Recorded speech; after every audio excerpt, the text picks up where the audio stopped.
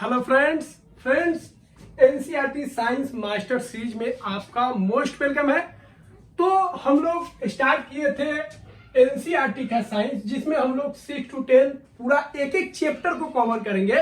तो क्लास 7 से हम लोग स्टार्ट किए थे और 6 चैप्टर ऑलरेडी हम लोग कंप्लीट कर चुके हैं। अगर आप क्लास 7 का एक भी वीडियो नहीं देखे तो डिस्क्रिप्शन में उसका लिंक दिया गया है प्ले लिस्ट का, वहां से आप जाके एक एक चैप्टर को अच्छा से पढ़ सकते हैं। पूरा कॉन्सेप्चुअल है, पूरा डायग्राम भी इसमें दिए हैं जिससे आप एक अच्छा से समझ सकते हैं। और उसका पीडीएफ भी अगर नोट्स चाहते हैं आप डाउनलोड करना रिवीजन के लिए, तो वो भी वहां पे आपको मिल जाएगा। तो इस वीडियो में हम लोग अगला चैप्टर पढ़ेंगे। क्लास 7 का जो अगला चैप्टर है वह है आपका transportation in animals and plants. तो आप सभी को बता दिया है एनसीईआरटी साइंस अगर आपके मुट्ठी में हो गया तो फिर कोई भी एग्जाम हो भाई साइंस में आपको कहीं पे भी दिक्कत नहीं होगा, क्योंकि जो भी एंट्रेंस है या जो भी बुक होता है साइड बुक आप जानते हैं सब एनसीईआरटी ही पे बेस्ड होता है। तो इतना मोटा मोटा किताब पढ़ने से अच्छा है कि आप एनसीईआरटी को अच्छा से पढ़ लीजिए। बहुत कम चैप्टर है, आप हर एक क्लास में लगभग 12 से 13 चैप्टर है और 10 तक अगर जोड़ेंगे 6 से 10 तक तो 12 25 60 60 62 के करीब आपका चैप्टर्स आएगा। बहुत ही आसानी से आप 2 से 3 मंथ में पूरा एनसीईआरटी साइंस आप कंप्लीट कर लीजिएगा। तो इस तरह एक बार आपको पूरा कॉन्सेप्चुअल बताएंगे, उस पर बेस्ड एमसीक्यू क्वेश्चन भी कराएंगे। और जब पूरा क्लास 7 का एंड हो जाएगा तो एक चैप्टर का एक पेज में नोट्स देंगे। मात्र एक पेज में आपका एक चैप्टर रिवाइज हो जाएगा। तो इस तरह आपको जितना चैप्टर्स होगा उतना पेज में आपका एक चैप्टर क्लियर हो जाएगा। लेकिन अगर आप इसको नहीं समझे रहिएगा तो रिवीजन नोट्स का कोई मतलब नहीं रहेगा। तो पहले इसको समझ लीजिए, फिर इसका जब आपको शॉर्ट नोट्स देंगे तो आपको मजा आएगा और हर एक पॉइंट आपको पूरी समझ में आएगा। ठीक है, तो अब एनसीईआरटी से डरना नहीं है, अब एनसीईआरटी साइंस से हम लोगों को लड़ना है और पूरा एनसीईआरटी मुट्ठी में कर लेना है ताकि हमारा एक बेस तैयार हो सके। तो साइंस के बेस के लिए जो सबसे बेस्ट बुक है वो है आपका एनसीईआरटी, लेकिन समझ में तो आता नहीं है। तो हम हैं आपको समझाने के लिए तैयार और इतना आसान भाषा में पढ़ाएंगे जिससे आपका हर एक कॉन्सेप्ट क्लियर हो जाएगा। ठीक है, तो चलिए स्टार्ट करते हैं। आज हम लोग बात करेंगे भाई ट्रांसपोर्टेशन क्या होता है। तो चलिए अपने रियल लाइफ से इसको जोड़ते हैं। हम लोग भी बोलते हैं इस चीज को ट्रांसपोर्ट करना है, और ट्रांसपोर्ट करने का जो प्रोसेस होता है उसी को बोलते हैं ट्रांसपोर्टेशन। तो कोई चीज को एक जगह से दूसरी जगह हम पहुंचाते हैं तो इसको क्या बोलते हैं, ट्रांसपोर्टेशन बोलते हैं। तो कोई सामान फ्लिपकार्ट से आता है तो वो ट्रेन के द्वारा आता होगा, कभी इमरजेंसी में एरोप्लेन से आता है। तो ये जो कार्य हो रहा है, काम हो रहा है, प्रोसेस हो रहा है, उसको हम लोग क्या बोलते हैं, ट्रांसपोर्टेशन बोलते हैं। तो ट्रांसपोर्टेशन में क्या होता है, सामान एक जगह से दूसरी जगह जाता है, ट्रांसपोर्ट हो जाता है। ठीक है, उसी तरह हमारे बॉडी में भी ट्रांसपोर्टेशन होता है। क्यों होता है और किसका ट्रांसपोर्टेशन होता है भाई? फ्लिपकार्ट से तो बहुत सारा सामान मंगाते हैं, मोबाइल मंगा रहे हैं, कपड़ा मंगा रहे हैं, घड़ी मंगा रहे हैं, बहुत सारा चीज मंगा रहे हैं। तो हमारे बॉडी में क्या ट्रांसपोर्ट होता है और उसकी आवश्यकता क्या है भाई? चलिए इसको समझ लेते हैं। देखिए हमारे बॉडी में जो हम खाना खाए हैं, ठीक है, जो एब्जॉर्ब हुआ है न्यूट्रिएंट्स है, हम पानी पी रहे हैं, ऑक्सीजन ले रहे हैं, तो ये सबको क्या करना है भाई, बॉडी के हर एक सेल में पहुंचाना है। यहां भी पहुंचाना है, यहां भी पहुंचाना है, नाखून में भी पहुंचाना है, पैर में भी पहुंचाना है। जितना बॉडी का पार्ट्स है हर जगह आपको क्या पहुंचाना है, न्यूट्रिएंट्स पहुंचाना है, वाटर को पहुंचाना है, जो ऑक्सीजन गैस ले रहा है उसको पहुंचाना है। तो ये कैसे पहुंचेगा भाई? तो कोई ना कोई सिस्टम होना चाहिए। तो हमारे बॉडी में एक ट्रांसपोर्टेशन सिस्टम होता है जिसका काम होता है पानी को, ठीक है, न्यूट्रिएंट्स को और गैस को ढोना। क्या करना? ढोना। तो हमारे बॉडी में ये जो सामान ढोआ जा रहा है, इस प्रोसेस को क्या बोलेंगे, ट्रांसपोर्टेशन बोलेंगे।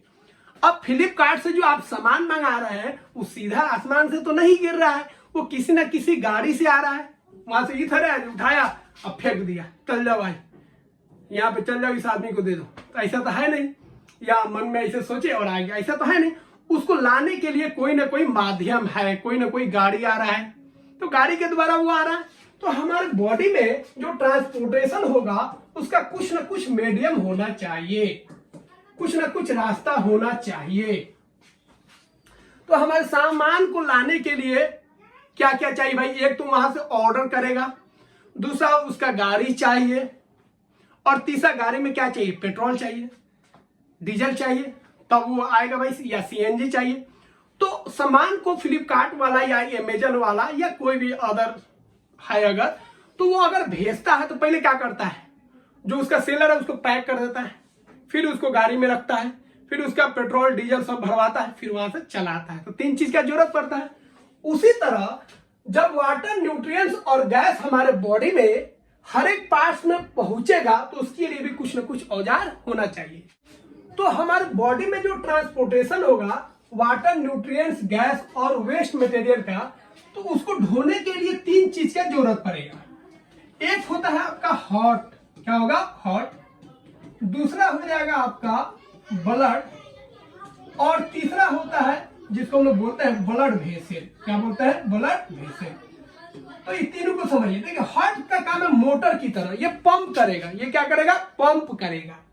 अब ये सब मटेरियल को ढोने के लिए कुछ ना कुछ लिक्विड होना चाहिए, तब ब्लड हो गया आपका लिक्विड। और जिस पाइप के द्वारा ब्लड लेके जाएगा इस सब को, उसको हम लोग बोलते हैं ब्लड वेसल। क्या बोलते हैं, ब्लड वेसल।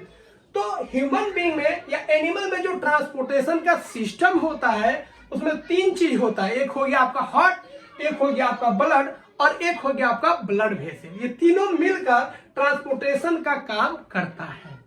जैसे पानी को ले जाने के लिए एक पानी हो गया, दूसरा पाइप हो गया और तीसरा मोटर हो गया, उसी तरह ये सब न्यूट्रिएंट्स, गैस और वाटर को हमारे बॉडी में एक जगह से दूसरी जगह ले जाने के लिए कौन कौन जिम्मेदार है, हार्ट, ब्लड और ब्लड वेसल इसका जिम्मेदारी लेता है। ठीक है, अब हम लोग शुरुआत करेंगे एनिमल में ट्रांसपोर्टेशन कैसे होता है। तो एनिमल में भी ट्रांसपोर्टेशन होगा, प्लांट्स में भी ट्रांसपोर्टेशन होगा, बहुत सारे ऑर्गेनिज्म में ट्रांसपोर्टेशन होता है। तो ये ट्रांसपोर्टेशन पहले हम लोग देखेंगे भाई एनिमल में कैसे ट्रांसपोर्टेशन होता है। तो एनिमल में जो न्यूट्रिएंट्स है, ऑक्सीजन है और जो वेस्ट मटेरियल है उसका कैसे ट्रांसपोर्टेशन हो रहा है, जो वाटर है वो कैसे पहुंच रहा है, उसको हम लोग देख लेते हैं। तो बता दिए ह्यूमन बीइंग में, एनिमल में जो ट्रांसपोर्टेशन होगा, ठीक है, ये सब मटेरियल का, उसके लिए 3 चीज का होना जरूरी है।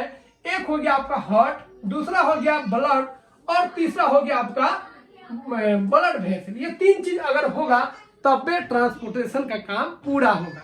ठीक है, चलिए अब ट्रांसपोर्टेशन कैसे होता है उसको हम लोग समझ लिए। अब हम लोग एक एक करके पढ़ेंगे।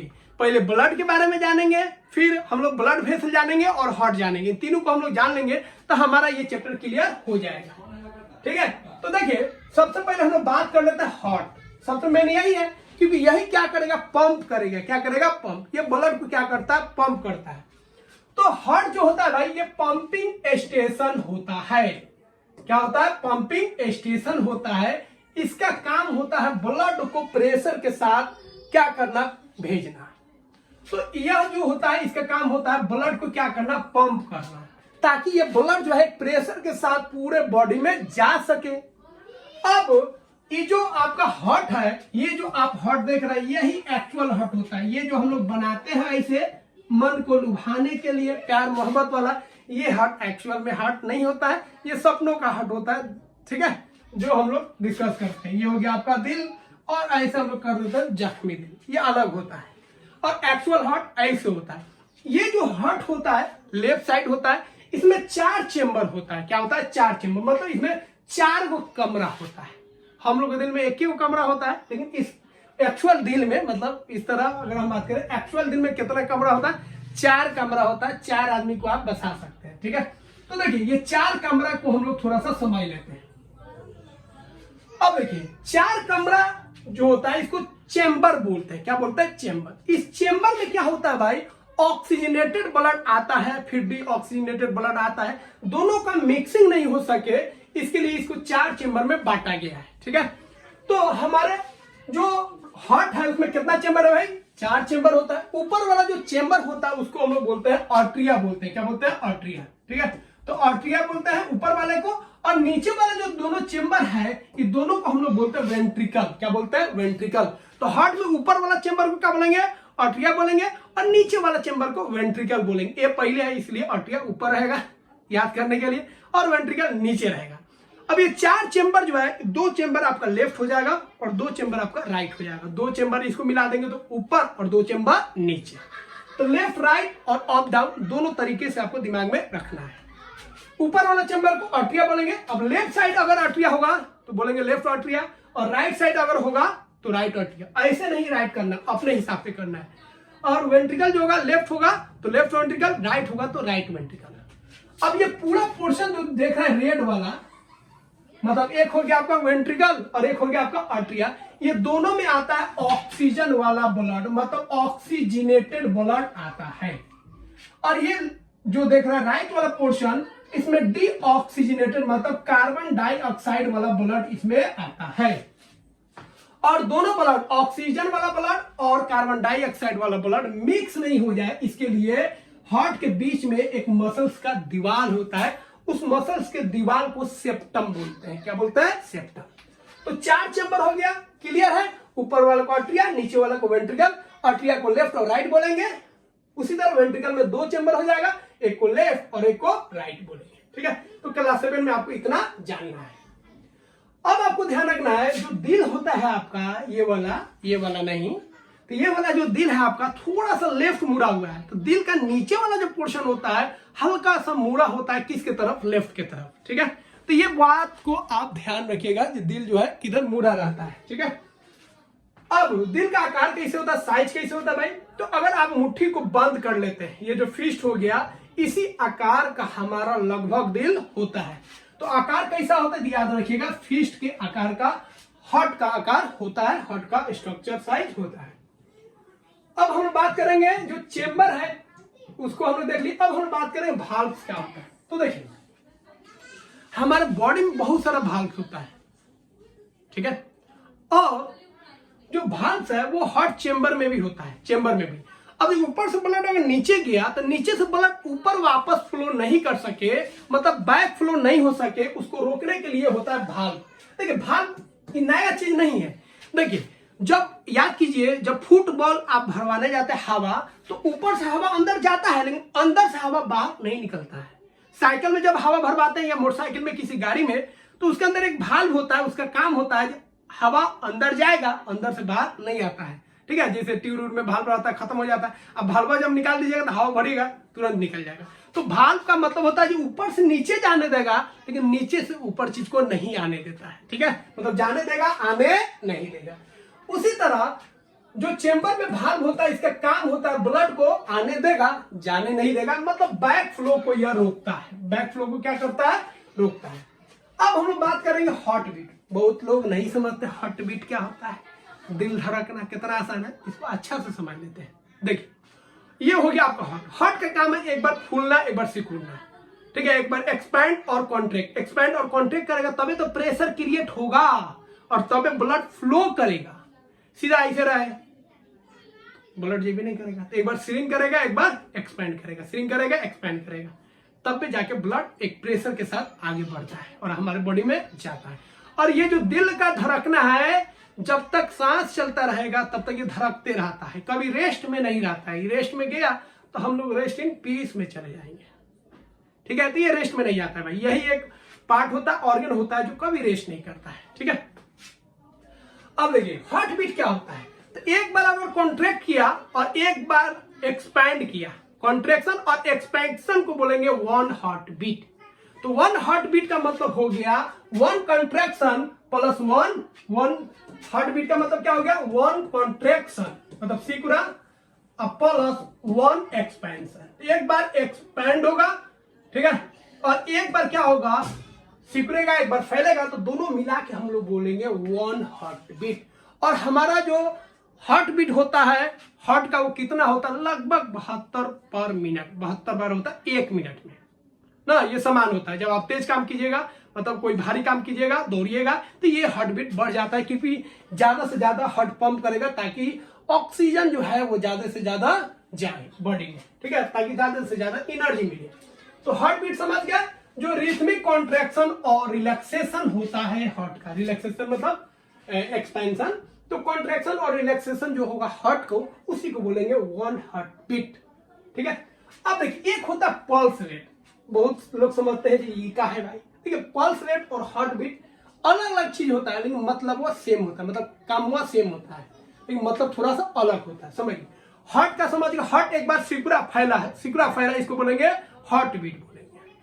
पल्स क्या है, तो देखिए हार्ट यहाँ पे है और ये आपका नली हो गया पाइप का, तो पाइप का नली में जैसे ही ब्लड जाएगा, ऐसे ब्लड को ये धक्का मारेगा तो कभी ये क्या करेगा, कुछ जगह ये फूलता है। जैसे पाइप से अगर पानी जाएगा तो सीधे थोड़े निकल जाता है, पाइपवा को ऐसे ऐसे करते जाता है, मतलब एक वेव की तरह जाता है।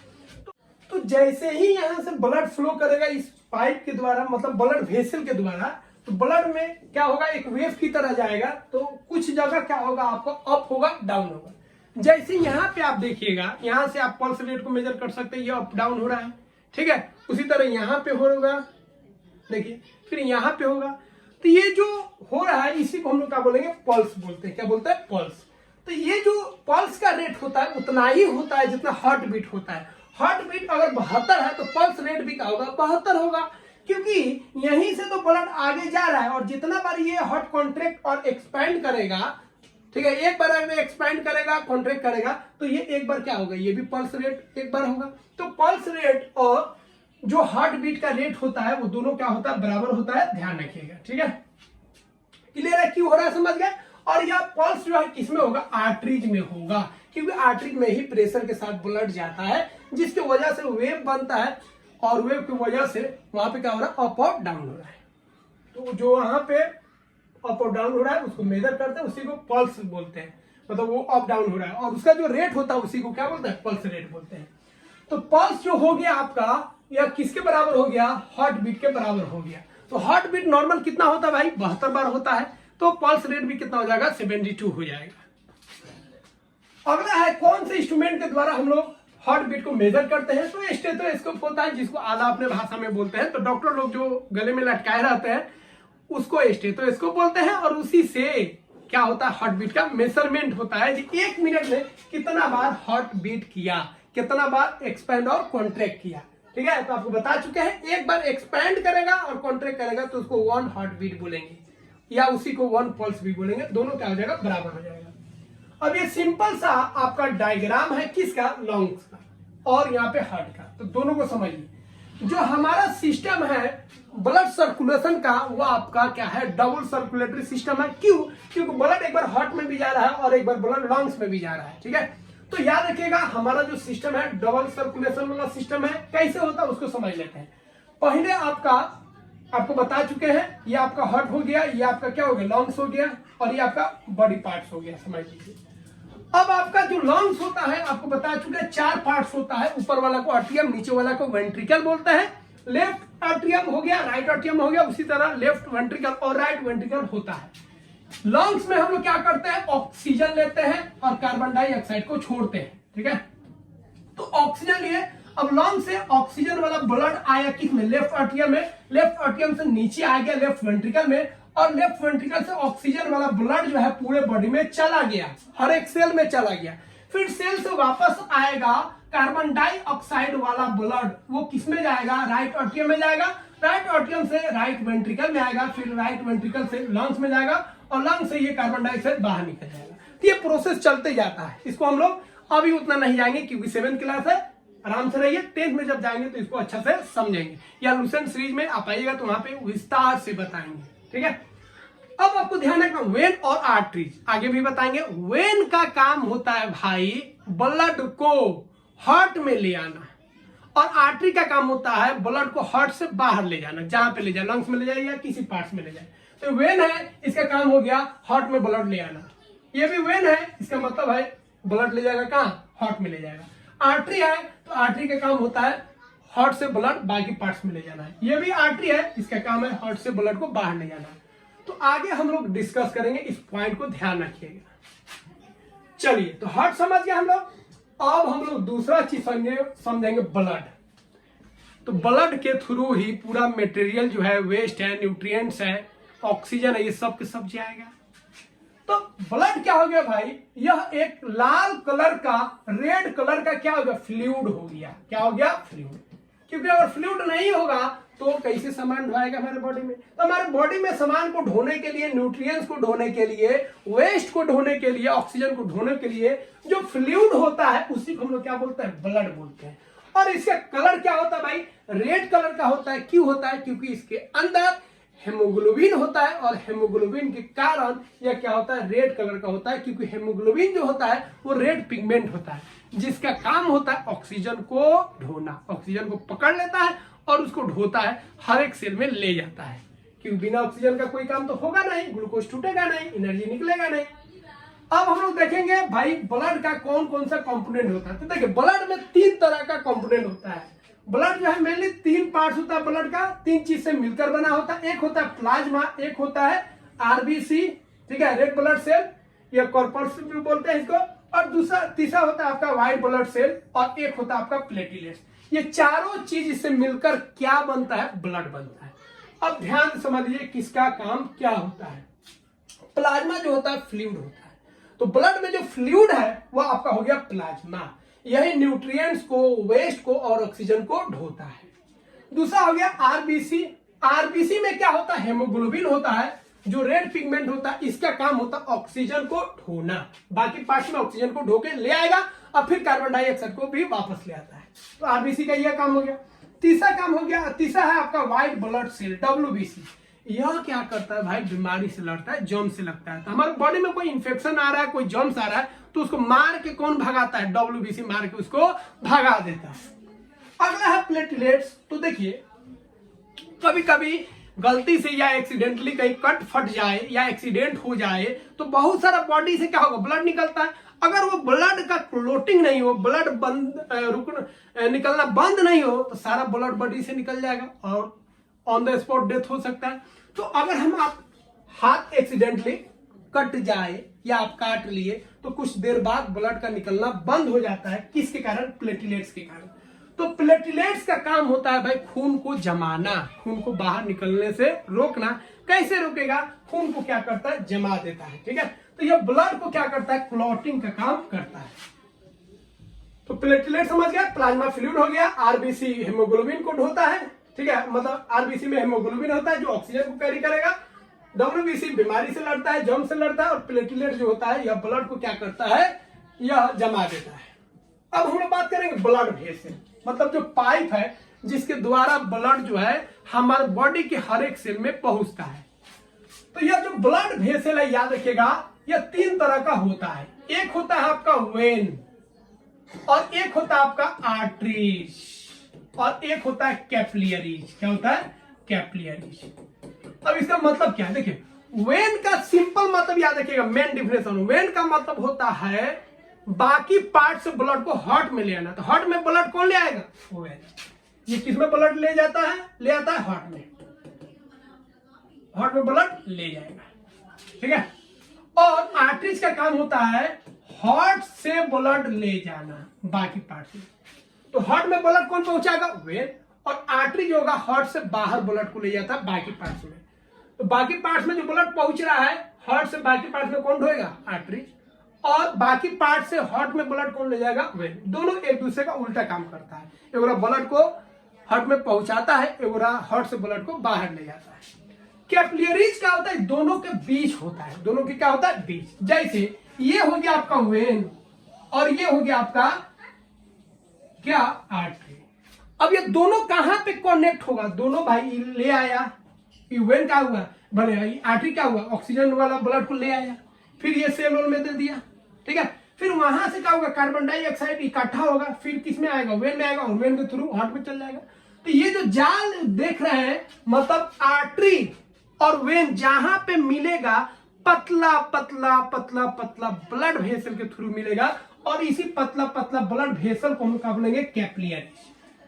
तो आर्टरीज जब छोटा छोटा हो जाएगा उसको कैपिलरीज बोलेंगे, और फिर कैपिलरीज मिलकर क्या बना लेगा, वेन बना लेगा। तो आर्टरीज आएगा आपका, छोटा छोटा हो जाएगा किसमें, कैपिलरीज में, फिर ये कैपिलरीज फिर सिकुड़ेगा और किस में बदल जाएगा, वेन में बदल जाएगा। तो दोनों का कनेक्शन हो गया आपका कैपिलरीज, ठीक है, पतला पतला। तो हर एक सेल तक कौन जाएगा, हर एक सेल तक तो आपको वेन जाएगा नहीं, मोटा होता है। तो हर एक सेल तक जो ब्लड को पहुंचाता है वो कौन होता है, कैपिलरीज होता है। तो कैपिलरीज आर्टरीज का एंड हो गया, और वेन का क्या हो गया, शुरुआत भी हो गया, ठीक है। तो यहाँ पे दोनों मिल जाएगा और ये फिर ये सिक्योर के वेन में निकल जाता है। तो आर्टरी याद रखेगा, यह ऑक्सीजनेटेड ब्लड को ढोता है, लेकिन यह जो है पुलमनरी आर्टरी, यह किसको ढोता है, यह आपको डीऑक्सीजनेटेड ब्लड को धोता है। तो केवल ये मत बोले आर्टरी ऑक्सीजनेटेड ब्लड को ही ढोएगा, नहीं, एक्सेप्शन भी है। तो आर्टरी ऑक्सीजन वाला ब्लड को ढोता है, एक्सेप्ट किसको छोड़ के, पुलमनरी आर्टरी को छोड़ के। पुलमनरी जब भी बोलेगा तो आप समझ जाइएगा वो ब्लड किस में बात कर रहा है, लंग्स में बात कर रहा है। तो आर्टरी का मतलब हो गया ब्लड ले जाएगा हार्ट से, तो हार्ट से किस में ब्लड ले जाएगा, लंग्स में, तो उस आर्टरी को पुलमनरी आर्टरी बोलते हैं। तो पुलमनरी आर्टरी मतलब हार्ट से ब्लड कहाँ ले गया, लंग्स में। आप पुलमनरी वेन बोलेंगे तो वेन हो गया ब्लड ले आएगा हार्ट में, कहां से ले आएगा, तो लंग्स से ले आएगा, याद रखिएगा। इसमें क्या होता है, आर्टरी में क्या होता है, ब्लड तेजी से फ्लो करता है, हाई प्रेशर होता है, और हाई प्रेशर होगा तो नस फट उठ नहीं जाए, इसीलिए मोटा होता है और लचीला भी होता है ताकि वो प्रेशर को झेल सके। तो इलास्टिक भी होता है, थिक भी होता है, और इसमें हाई प्रेशर होता है, ठीक है। वेन्स का बात करेंगे तो वेन जो होता है जनरली कार्बन डाइऑक्साइड वाले ब्लड को ढोता है, मतलब डीऑक्सीजनेटेड ब्लड को ढोएगा। लेकिन पुलमनरी वेन जो है यह जो है ऑक्सीजनेटेड ब्लड को ढोता है, याद रखिएगा। तो वेन जो है जनरली किसको ढोएगा, कार्बन डाइऑक्साइड वाला ब्लड को, डीऑक्सीजनेटेड ब्लड को, एक्सेप्ट पुलमनरी वेन। तो वेन का काम है ब्लड को हार्ट में पहुंचाना। तो पुलमनरी वेन मतलब लंग से ब्लड को ले जाएगा किसमें, हार्ट में। लेकिन ये वेन हमेशा गंदा खून ले जाता है, मतलब डीऑक्सीजनेटेड ब्लड को ले जाता है। लेकिन इस केस में कैसा ब्लड ले जाएगा, ऑक्सीजन वाला ब्लड को ले जाएगा।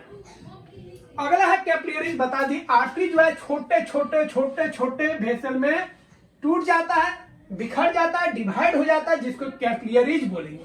फिर कैपिलरीज जो है सिकुड़ के क्या बना लेता है, वेन बना लेता है, क्योंकि यहाँ पे ही मटेरियल का एक्सचेंज होता है। तो मटेरियल का एक्सचेंज जो है ऑक्सीजन, कार्बन डाइऑक्साइड, ठीक है, वेस्ट मटेरियल, सब जो एक्सचेंज हो रहा है वो कहाँ पे एक्सचेंज हो रहा है, यहीं पे कैपिलरीज में एक्सचेंज होता है, ठीक है। आया फिर वापस दे देगा जो मटेरियल जाना होगा। तो एक्सचेंज ऑफ गैस होता है, न्यूट्रिएंट्स का भी एक्सचेंज होता है, कहां पर, ये जो कैपिलरीज है वहां पर। अब हम लोग बात करेंगे एक्सक्रिएशन इन एनिमल्स। तो ट्रांसपोर्टेशन हो गया। अब हम लोग ट्रांसपोर्टेशन पहले देख लेते हैं, किसमें, ट्रांसपोर्टेशन प्लांट्स में देख लेते हैं, फिर हम लोग एक्सक्रिएशन की बात करेंगे। देखिए प्लांट्स में भी याद रखिएगा ट्रांसपोर्टेशन होता है। तो दो चीज आपको बस याद रखना है, एक तो याद रखना है जाइलम और एक याद रखना है फ्लोएम। तो हमारे बॉडी में जिस तरह वेन और आर्टरीज होता है, ब्लड वेसल होता है, उसी तरह प्लांट्स में भी दो तरह का ब्लड वेसल होता है, एक जाइलम और एक फ्लोएम। जाइलम जो होता है याद रखिएगा जल, मतलब वाटर और मिनरल को ढोता है। वाटर और मिनरल को ढोने वाला जो ब्लड वेसल होता है, मतलब जो वेसल होता है, ठीक है, प्लांट्स में उसको क्या बोलेंगे, जाइलम बोलेंगे। और जो खाना को ढोएगा, फूड को ढोएगा, उसको हम लोग क्या बोलेंगे, उसको फ्लोएम बोलते हैं। तो फ्लोएम ऐसा वेसल होता है प्लांट में जो खाना को ढोता है, और जाइलम जो होता है ऐसा होता है जो किसको ढोता है, जो वाटर और मिनरल को ढोता है। दूसरा चीज, जाइलम जो होता है ये रूट से पानी को ले लेगा और ऊपर पहुंचा देगा, लीफ में पहुंचा देगा। तो ये वन डायरेक्शनल होता है, क्या होता है, वन डायरेक्शनल। लेकिन याद रखिएगा फ्लोएम जो होता है ये बाई डायरेक्शनल होता है, ऊपर से नीचे और नीचे से ऊपर भी जाता है, तो ये बाई डायरेक्शनल होता है, याद रखिएगा, ठीक है। तो जलायम मतलब जलायम नहीं, जाइलम और फाइलम आपको ध्यान रखना है, ठीक है। तो जाइलम और फ्लोएम आपका, ठीक है, या वेसल हो गया किसका, प्लांट्स का। तो फूड का ट्रांसपोर्टेशन बता दिए फ्लोएम द्वारा होता है, और फूड का जो ट्रांसपोर्टेशन होता है याद रखिएगा उसी को बोलेंगे ट्रांसलोकेशन, याद रखिएगा। ट्रांसलोकेशन का मतलब हो गया transportation of food, transportation of food. किसका ट्रांसपोर्टेशन, फूड का ट्रांसपोर्टेशन, किसमें, प्लांट्स में। इस प्रोसेस को ट्रांसलोकेशन बोलेंगे। ट्रांसलोकेशन के लिए कौन जिम्मेदार है, फ्लोएम। अब हम लोग बात करेंगे एक बार ट्रांसपीरेशन क्या होता है। तो देखिए ट्रांसपीरेशन का मतलब होता है जब एक्स्ट्रा पानी हो जाएगा प्लांट्स में, तो प्लांट्स में जब एक्स्ट्रा पानी हो जाता है तो प्लांट्स क्या करता है, लीफ के थ्रू, लीफ में जो स्टोमाटा होता है उसके थ्रू पानी को वेपर के फॉर्म में बाहर निकाल देता है, आसमान में भेज देता है, एटमोस्फेयर में भेज देता है, जिसके कारण बारिश भी अच्छा खासा होता है। तो ये प्लांट्स के लीफ के थ्रू जो वाटर, एक्सेस वाटर जो वेपर के फॉर्म में निकल रहा है, इसी को हम लोग बोलेंगे, क्या बोलेंगे, ट्रांसपीरेशन। तो ट्रांसपीरेशन का मतलब हो गया वाटर वेपर का निकलना। किसके थ्रू निकलना, लीव्स के थ्रू निकलना। ये वाटर वेपर क्यों निकल है, क्योंकि प्लांट्स में एक्सेस पानी है, उसको निकाल देगा वो, ठीक है। इस प्रोसेस को ट्रांसपीरेशन बोलेंगे। अब इसका कुछ फायदा है भाई, हाँ फायदा है। इसका पहला फायदा है यह ऊपर जब पानी जाएगा तो रूट्स के ऊपर एक प्रेशर बढ़ेगा, जिसकी वजह से अधिक पानी को यह क्या करेगा, खींचेगा। ठीक है, तो अधिक से अधिक पानी खींचने का एक दबाव होता है, किसके कारण, इस प्रोसेस के कारण, ट्रांसपीरेशन के कारण। दूसरा याद रखना है, इससे क्या होता है, प्लांट्स का जो टेम्परेचर होता है वो भी मेंटेन रहता है, मतलब प्लांट जो है कूल रहता है। तीसरा आपको ध्यान रखना है, प्लांट्स में जो वाटर होता है वो भी बैलेंस होता है, किसके कारण, ट्रांसपीरेशन के कारण। तो ट्रांसपीरेशन के कारण रूट्स के ऊपर एक प्रेशर हो गया पानी खींचने के लिए। दूसरा, पूरा टेम्परेचर जो होता है मेंटेन होता है प्लांट्स का। और तीसरा जो है वाटर बैलेंस क्या रहता है, फिक्स रहता है। ठीक है, तो इस पॉइंट को ध्यान रखिएगा।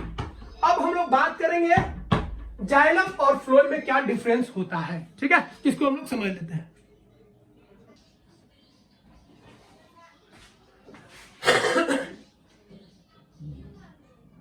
तो जाइलम और फ्लोएम में डिफरेंस देख लीजिए। जाइलम का काम हो गया वाटर और मिनरल को ढोना, जबकि फ्लोएम का काम हो गया फूड को ढोना। ठीक है, जाइलम जो होगा वन वे काम करेगा अपवर्ड डायरेक्शन में, लेकिन यह जो है अपवर्ड और डाउनवर्ड दोनों डायरेक्शन में काम करता है।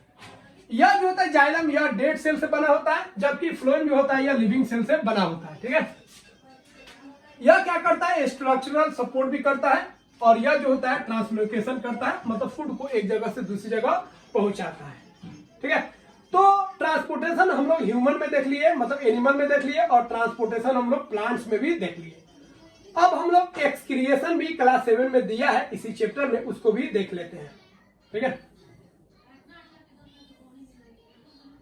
तो देखिए एक्सक्रिएशन का मतलब क्या होता है। एक्सक्रिएशन का मतलब होता है ब्लड में जो वेस्ट है उसको बाहर निकालना। ठीक है, तो ब्लड में या बॉडी में जो वेस्ट होता है, डाइजेशन वाला वेस्ट को छोड़ के, डाइजेशन वाला वेस्ट जो होता है वो इंजेक्शन बोलते हैं, जो एनएस के द्वारा निकल जाता है।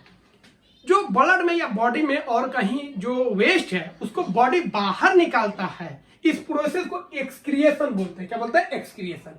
एक्सक्रिएशन में आपका लीवर भी काम करता है, बहुत सारा 4 चीज होता है जो इसमें काम करता है, लंग्स भी काम करता है, लेकिन यहाँ पे हम लोग को किडनी के बारे में पढ़ना है। तो किडनी जो होता है यह मेन एक्सक्रेटरी सिस्टम होता है, जो ब्लड से क्या करता है, वेस्ट को बाहर निकालता है। वो वेस्ट आता कहां से है, तो हर एक सेल में कुछ ना कुछ रिएक्शन होता है, उस रिएक्शन से जो टॉक्सिक सब्सटेंस होता है उसी को वेस्ट बोलते हैं। तो अगर हमारे ब्लड में अगर वो वेस्ट रहा तो डिफिकल्ट हो जाएगा, इसीलिए किडनी क्या करता है, ब्लड को छानता है और उस वेस्ट से बाहर निकाल देता है, पेशाब के रास्ते वो वेस्ट बाहर निकल जाता है। ठीक है, तो हमारे बॉडी से जो वेस्ट प्रोडक्ट है उसको बाहर निकालने का जो प्रोसेस होता है उसी को एक्सक्रीशन बोलते हैं। ठीक है, और जो सिस्टम इसमें इन्वॉल्व होता है वेस्ट को निकालने में उसको एक्सक्रेटरी सिस्टम बोलते हैं। तो उसका एक पार्ट हो गया आपका किडनी, लंग्स भी होता है, लीवर भी होता है। अब एक्सक्रेटरी सिस्टम जो होता है उसमें किडनी भी आएगा आपका, और किडनी से जुड़ा हुआ 2-3 और पार्ट होता है, यूरेटर्स, यूरिनरी ब्लैडर और यूरेथ्रा। इसको थोड़ा अच्छा से समझ लेते हैं। ठीक है, देखिए ये वाला जो पोर्शन है आपका, ये किडनी हो गया। इसका शेप कैसा होता है, बीन शेप का होता है, जो राजमा होता है उस शेप का किडनी होता है। एक लेफ्ट किडनी और एक राइट किडनी बैक में होता है। ठीक है, अब यह जो किडनी है वो एक पाइप से जुड़ा होता है, इस पाइप को हम लोग बोलते हैं यूरेटर। तो यहाँ पे आपका वेस्ट मटेरियल क्या हुआ, छना गया। यह वेस्ट मटेरियल इस पाइप के द्वारा एक पॉकेट में आता है, एक पाउच में आता है, इस पाउच को बोलते हैं यूरिनरी ब्लैडर। तो किडनी में जो वेस्ट छन गया, मतलब जो यूरिन है वो एक पाइप के द्वारा आएगा, किसमें, यूरिनरी ब्लैडर में आएगा। उस पाइप को नाम बोलते हैं यूरेटर। तो यूरेटर का काम है किडनी से जो गंदगी है, जो यूरिन है, उसको ले आना, ढोना, कहां तक पहुंचाना, यूरिनरी ब्लैडर में पहुंचाना। यूरिनरी ब्लैडर में ये जमा होता है, जब ज्यादा फुल हो जाएगा तो एक प्रेशर क्रिएट होगा, जिसकी वजह से हम लोग बोलते हैं कि यूरिन लग गया, जिसकी वजह से बाथरूम में जाते हैं और उसको बाहर निकाल लेते हैं। तो पेनिस के अंदर जो बाहर निकालने वाला जो नली होता है, जिसके यूरिन को बाहर निकालते हैं, उसको यूरेथ्रा बोलते हैं। और यूरेथ्रा का मतलब पेनिस का आगे वाला जो भाग होता है, छिद्र जो होता है, होल जो होता है, उसको हम लोग यूरिनरी ओपनिंग बोलते हैं। तो 4 चीज आपको ध्यान रखना है, एक किडनी, दूसरा यूरेटर, एक यूरिनरी ब्लैडर और एक यूरेथ्रा।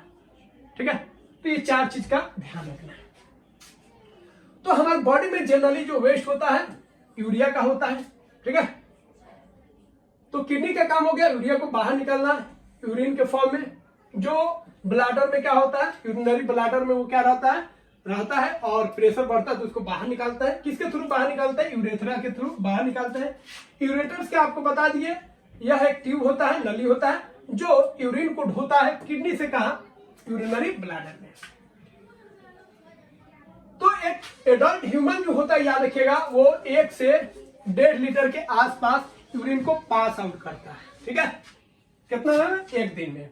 और यूरिन में ये याद रखिए, इस पे भी क्वेश्चन पूछता है, यूरिन में 95% पानी होता है और 2.5% के लगभग क्या होता है? यूरिया होता है। तो हमारे यूरिन में जो वेस्ट होता है वो जनरली क्या होता है? यूरिया होता है। कितना परसेंट? 2.5%। अब बाकी वेस्ट आपका 2.5% होता है और 95% क्या होता है? पानी होता है। ठीक है, और जो ऑर्गेनिज्म वेस्ट को निकालते हैं, जैसे फिश जो होता है अमोनिया के फॉर्म में निकालता है वेस्ट को, बर्ड्स और लिजार्ड जो हो गया, स्नेक जो हो गया, या सेमी सॉलिड के फॉर्म में वेस्ट को निकालता है। कौन वेस्ट होता है? Uric acid. तो जो रेप्टाइल्स होते हैं, बर्ड्स होते हैं, वह यूरिक एसिड को वेस्ट के फॉर्म में निकालते हैं। अगला है ह्यूमन। ह्यूमन जो होते हैं यह भी यूरिया को एक्सक्रिएट करते हैं। यूरिया को हम ऊपर बता चुके हैं। और किडनी अगर फेल्योर कर जाता है, किडनी सही से फंक्शन नहीं करता, फेल हो जाता है, तो हमारे बॉडी में जो गंदगी है ब्लड में, उसको बाहर निकालने के लिए एक मशीन का यूज करते हैं जिसको बोलते हैं डायलाइजर। क्या बोलते हैं? डायलाइजर। और इस प्रोसेस को बोलते हैं डायलाइसिस। क्या बोलते हैं? डायलाइसिस। तो उस मशीन को डायलाइजर बोलते हैं। यह क्या करता है? यह किडनी की तरह काम करता है और इसको हम लोग आर्टिफिशियल किडनी भी बोलते हैं। इसका काम होता है ब्लड से वेस्ट को बाहर निकालना है। इस प्रोसेस को डायलिसिस बोलते हैं। तो यहाँ पे हम लोग सीख गए फ्रेंड्स, जे ट्रांसपोर्टेशन ह्यूमन में कैसे होगा, ट्रांसपोर्टेशन जो है प्लांट्स में कैसे होगा, और एक्सक्रिएशन का मतलब क्या होता है, और हमारे बॉडी में किस तरह वेस्ट प्रोडक्ट निकलता है एक्सक्रिएशन के थ्रू। अब इस पे बेस्ड जो क्लास 7 का जो 7वां चैप्टर है, उस पे बेस्ड MCQ क्वेश्चन भी है। इस क्वेश्चन को आप जरूर लगाइए और इसका आंसर जो है आप कमेंट बॉक्स में जरूर लिखिएगा। ठीक है, या टेलीग्राम जो चैनल है, मेरे नंबर पे भी आप इसका आंसर दे सकते हैं, चेक करके बता देंगे। इसमें आंसर भी है, आप आंसर खुद से भी मिला सकते हैं, और जो भी डाउट्स होगा आप डाउट्स को जरूर पूछिएगा। ये सारे क्वेश्चन है जो पढ़ा है उसी पे बेस्ड है। तो फ्रेंड्स, आई होप यह वीडियो आपको अच्छा लगा होगा, काफी कुछ सीखे होंगे। तो मिलते हैं अगले वीडियो में। जय हिंद।